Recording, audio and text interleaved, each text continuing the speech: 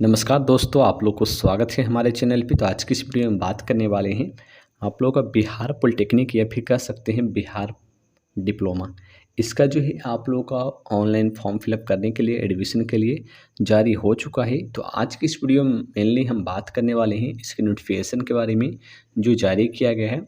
इसमें कौन से कैंडिडेट इस फॉर्म को फिलअप कर सकते हैं और साथ में क्या फ़ीस लगने वाला है, ये सारी जानकारी आप लोग हम इस वीडियो में चर्चा करने वाले हैं। आप लोग पूरा देखिएगा सारी डिटेल कि कौन से कैंडिडेट इस फॉर्म को फिलअप कर सकते हैं और कौन से नहीं, क्या एलिजिबिलिटी है, ये ए टू जेड सारी जानकारी आप लोग हम इस वीडियो में देने वाले हैं।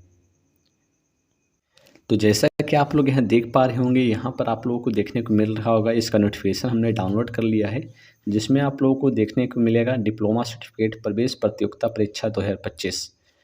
इस प्रकार से आप लोगों को लिखा हुआ है। साथ में यहाँ पर मेंशन किया हुआ है पॉलिटेक्निक अभियंत्रण यानी कि इंजीनियरिंग, जो भी पॉलिटेक्निक इंजीनियरिंग करना चाहते हैं वैसे कैंडिडेट के लिए पैरामेडिकल माध्यमिक स्तरीय, पैरामेडिकल यानी कि पैरामेडिकल जो करना चाहते हैं उनके लिए, और पैरामेडिकल इंटरमीडिएट स्तरीय। तो यहाँ पर हम बात करेंगे कि ये 3 कोर्स आप लोगों का जो है आप लोग ऑनलाइन फिलअप कर सकते हैं इन तीनों कोर्स में अपना एडमिशन के लिए, और किस कोर्स के लिए क्या एलिजिबिलिटी है ये भी इस वीडियो में जानकारी देने वाले हैं। तो चलिए, सबसे पहले तो यहाँ पर देखने को मिलेगा, यहाँ पे आप लोगों को देखने को मिल रहा होगा कि DCC PE PMM PM 2025।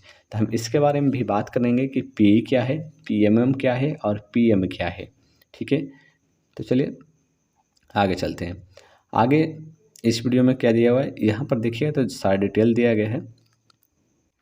तो सबसे पहले इस वीडियो में बात करेंगे कि यहाँ पर जो है आप लोगों का इस फॉर्म को फिलअप करने के लिए क्या रिक्वायरमेंट है, यहाँ पर आप लोगों के पास क्या होना चाहिए इस फॉर्म को फिलअप करने के लिए। तो यहाँ पर सबसे पहले आप लोगों को पहला जो दिया गया सर्टिफिकेट ऑफ पासिंग्स, जैसे क्या हो सकते हैं, मार्कशीट हो सकते हैं, ठीक है, या फिर एडमिट कार्ड हो सकते हैं, मार्कशीट हो सकते हैं, एडमिट कार्ड हो सकते हैं। जैसे वैसे कैंडिडेट अगर मैट्रिक का एग्जामिनेशन दिए हैं और रिजल्ट आ चुका है तो आप लोगों के पास मार्कशीट होगा, वो आप लोग अपलोड कर सकते हैं, नहीं तो आप लोग एडमिट कार्ड भी अपलोड कर सकते हैं। ठीक है, और यहाँ पर आप लोग को पहला ये डॉक्यूमेंट रहने वाला है। दूसरा डॉक्यूमेंट की बात करें तो जो सेकेंड डॉक्यूमेंट रहने वाला है वो भी आप लोगों का जो है मार्कशीट या फिर पासिंग एडमिट कार्ड आप लोग यहाँ पे दे सकते हैं।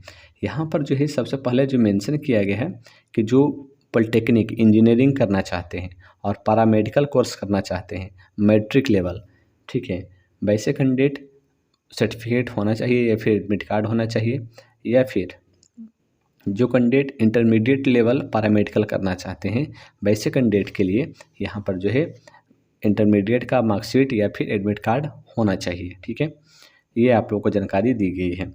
जैसा कि हमने आप लोगों को बताया था कि PE और PMM क्या होता है उसके बारे में बताएंगे।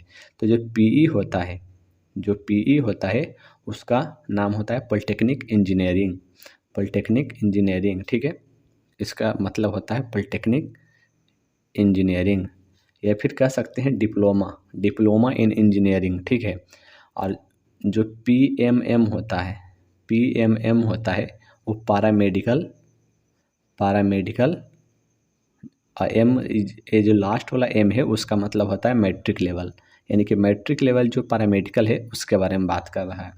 उसके बाद फिर आप लोगों को देखने को मिलेगा PM, PM का मतलब होता है पैरामेडिकल, पैरामेडिकल होता है, और ये जो PM होता है इसका मतलब होता है पैरामेडिकल इंटरमीडिएट लेवल।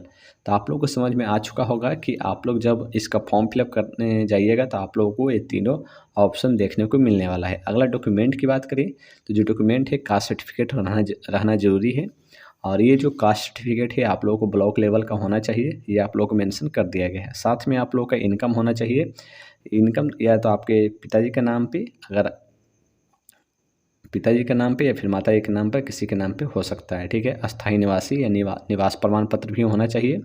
साथ में कैरेक्टर सर्टिफिकेट, कैरेक्टर सर्टिफिकेट यहाँ पर दिया गया जिस संस्थान में अंतिम रूप से नामांकित हो। तो ये जो कैरेक्टर सर्टिफिकेट है जब एडमिशन लीजिएगा तब आप लोगों को मांगा जाएगा। ठीक है, तो इसके बारे में हम बाद में बात करते हैं। सबसे पहले बात करते हैं यहाँ पे एलिजिबिलिटी के कि कौन इस फॉर्म को फिलअप कर सकता है, कौन इस फॉर्म को फिलअप कर सकता है। पहला दिया गया है यहाँ पे कि कौन इस फॉर्म को फिलअप कर सकता है। पहला ऑप्शन दिया गया है PE, PE का मतलब हुआ पॉलिटेक्निक इंजीनियरिंग, पॉलिटेक्निक इंजीनियरिंग, ठीक है।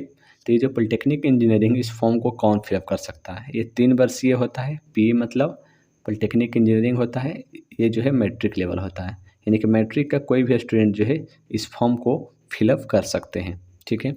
इस फॉर्म को फिलअप कर सकते हैं। उसके बाद फिर बात कर लेते हैं इसमें आप लोगों को क्या एलिजिबिलिटी होने वाला है। तो इसमें आप लोगों को योग्यता जो रहने वाला है, यहाँ पे मेंशन किया आवासीय प्रमाण पत्र आवासीय होना चाहिए बिहार का, इस फॉर्म को फिलअप करने के लिए।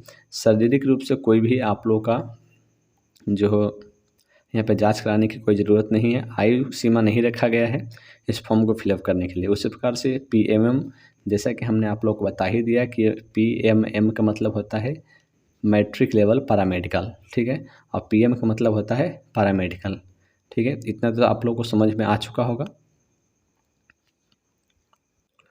उसके बाद फिर आप लोगों को बता दें कि इसमें आगे यहाँ पर जो दिया गया है, आप लोगों को मेंशन किया गया है कि कौन से कैंडिडेट के लिए कितने सीटों की संख्या प्रतिशत में यहाँ पे उपलब्ध रहता है। तो सबसे पहले बात कर लेते हैं एससी कैटेगरी के जो कैंडिडेट हैं उनके लिए 16% सीट आरक्षित रहती है, ठीक है। उसके बाद फिर बात कर लेते हैं यहाँ पर एसटी कैटेगरी के लिए। तो एसटी कैटेगरी वाले कैंडिडेट के लिए यहाँ पे जो है 1% सीटों की संख्या आरक्षित रहती है। उसके बाद जो अत्यंत पिछड़ा कैंडिडेट है, अत्यंत पिछड़ा यानी कि ईबीसी, उनके लिए 18% सीटों की व्यवस्था की गई है। जो बीसी कैंडिडेट है उनके लिए 12% और जो आरक्षित वर्गों की महिलाएं हैं उनके लिए 3%, ठीक है। उसके बाद आर्थिक रूप से कमजोर कैंडिडेट के लिए 10% सीटों की संख्या रखा गया है और जनरल के लिए यहाँ पर जो है 40% सीटों की संख्या रखा गया है। उसके बाद फिर बात कर लेते हैं यहाँ पर सिलेबस के बारे में कि सिलेबस क्या रहने वाला है। तो पहला जो ऑप्शन दिया गया है पीई के लिए यानी कि पॉलिटेक्निक इंजीनियरिंग के लिए, उसके लिए जो सिलेबस रहने वाला है भौतिकी, रसायन और गणित यानी physics chemistry math, physics chemistry और math PCM, physics chemistry math. इसके लिए यहाँ पे 30 क्वेश्चन फिजिक्स के, 30 क्वेश्चन रसायन के और 30 क्वेश्चन गणित के रहने वाले हैं, ठीक है। तो यहाँ पर जो है 30 क्वेश्चन रहेंगे 150 मार्क्स के, यानी कि एक क्वेश्चन जो रहने वाला है वो 5 मार्क्स का रहने वाला है, एक क्वेश्चन 5 मार्क्स का रहने वाला है, ठीक है। उसके बाद फिर बात कर लेते हैं यहाँ पे कि यहाँ पर टाइम आप लोग को क्या मिलने वाला है। टाइम जो मिलने वाला है 2 घंटा 15 मिनट, 2 घंटा 15 मिनट का आप लोग का समय मिलेगा।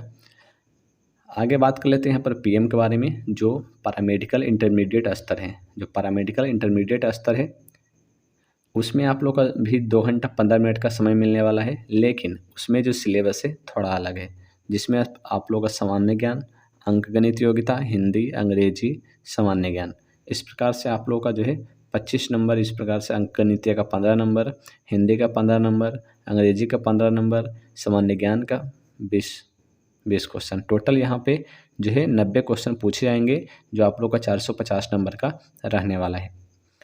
उसके बाद फिर यहाँ पर पीएमएम की बात करें तो पीएमएम में यहाँ पर जो है intermediate level, sorry matric level, जिसमें आप लोग का इसमें भी 90 प्रश्न होने वाले हैं, लेकिन इसमें जो है भौतिकी, रसायन, गणित, जीव विज्ञान, हिंदी, अंग्रेजी, रसायन विज्ञान, इस प्रकार से आप लोग का 90 क्वेश्चन रहने वाले हैं। सभी यहाँ पर भौतिकी और रसायन दोनों 20-20 क्वेश्चन रहने वाले हैं, बाकी सभी जो है यहाँ पे 10-10 प्रश्न रहने वाला है। धन्यवाद।